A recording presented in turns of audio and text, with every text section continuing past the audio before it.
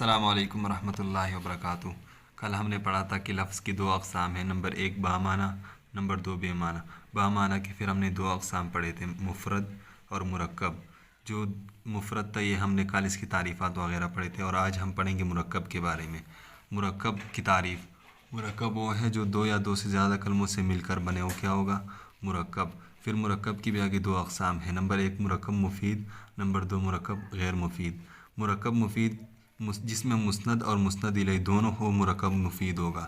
یا اس کی دوسری تعریف یہ کر لو، جب بات کرنے والا بات کرے اور خاموش ہو جائے اور سننے والے کو کوئی فائدہ معلوم ہو جائے تو اس کو مرکب مفید کہتے ہیں، جیسے واللہ مع الصابرین، یا کہ تو ایت بالماء، تو پانی لا، تو اس سے ہمیں سمجھ آ رہی، تو یہ کیا ہوگا؟ مرکب مفید۔ دوسرا ہے غیر مفید، جب بات کرنے والا بات کرے اور سننے والا کو کوئی فائدہ معلوم نہ ہو تو کیا ہوگا؟ مرکب غیر مفید، یعنی جس میں ایک ہو مسند ہو اور مسند الیہ نہ ہو تو اس کو کیا ہوگا؟ تو وہ مرکب غیر مفید ہو۔ جیسے رجل عالم، آدمی عالم ہے، پتہ نہیں کون سا آدمی عالم ہے، اس کے بارے میں ہمیں پتہ نہیں ہے۔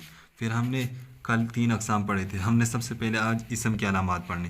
اسم کی علامات کچھ یہ ہے، اور بھی اس کی علامات بہت زیادہ ہے، جن میں سے کچھ یہ بھی ہے۔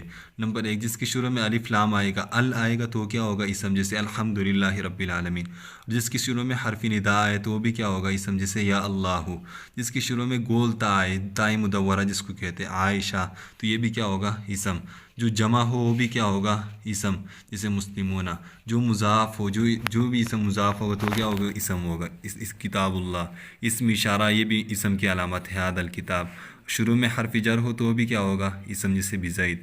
اخیر میں تنوین ہو، جیسے زیدن، تو یہ کیا ہوگا؟ یہ بھی اسم۔ تثنیہ ہو تو بھی کیا ہوگا؟ اب اسم کو مختلف اعتبار سے کئی اقسام میں تقسیم کیا جاتا ہے، جن میں سے ایک یہ ہے، نمبر ایک، معین اور غیر معین ہونے کے اعتبار سے اسم کی دو اقسام ہے۔ دو اقسام ہے، معرفہ اور نکرہ۔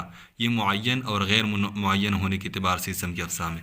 تو معرفہ اسے کہتے ہیں جو ایک معین چیز پر دلالت کرو، کیا ہوگا؟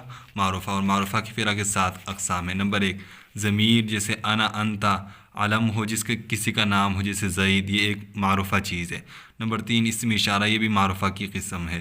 اسم موصول، یہ بھی معرفہ کی قسم ہے، ھذا الکتاب اسم اشارہ کی مثال ہے، اور جاء الذی ضربک اسم موصول کی۔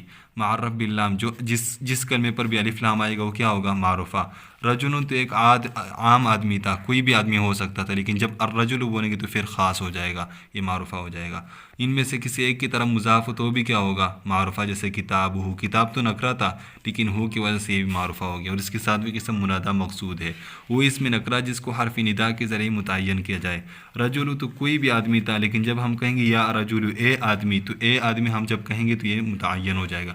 دوسرا قسم اس کا جو ہے معین اور غیر معین، یہ نکرہ ہے۔ نکرہ وہ اسم ہے جو معین چیز پر دلالت نہ کرے، جیسے رجل تو کوئی بھی آدمی ہو سکتے، تو یہ کیا ہے؟ نکرہ۔ جزاکم اللہ خیر۔